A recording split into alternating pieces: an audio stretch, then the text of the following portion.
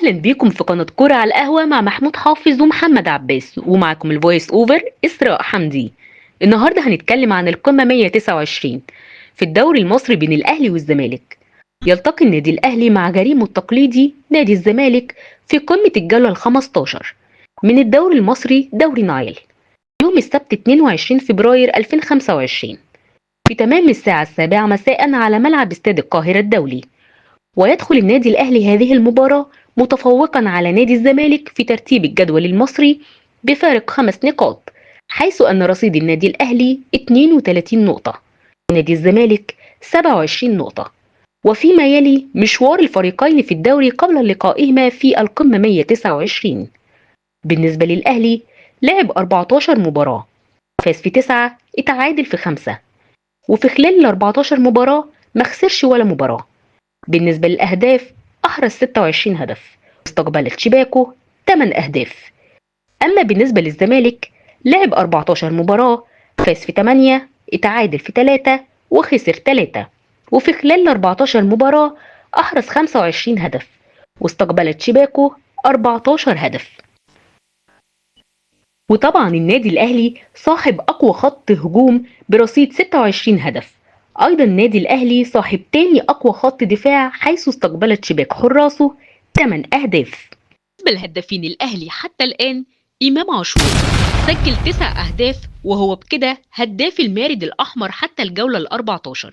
حسين الشحات سجل 3 أهداف، جراتشار سجل 3 أهداف. أما عن صناعة الأهداف يتصدر إمام عاشور، وهو أكثر صناع للأهداف برصيد 3 أهداف، بذلك يكون مساهم في 12 هدف إحراز وصناعة بشكل عام للأهلي.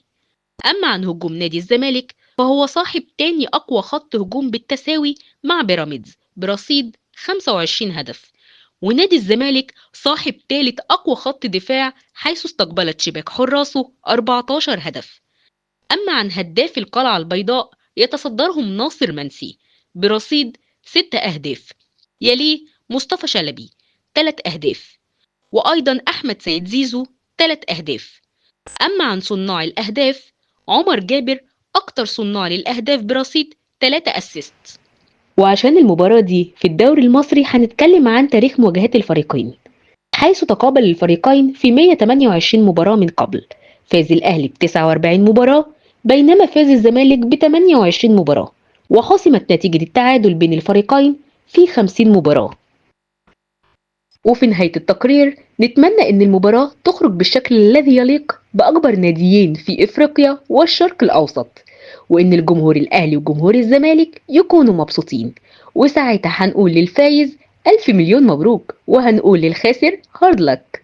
وفي الفيديو اللي جاي محمود حافظ ومحمد عباس هيكلموكوا عن النواحي الفنية والتكتيكية والتشكيل الأقوى للفريقين، كل ما يخص المباراة، وكل ده على قناة كورة على القهوة.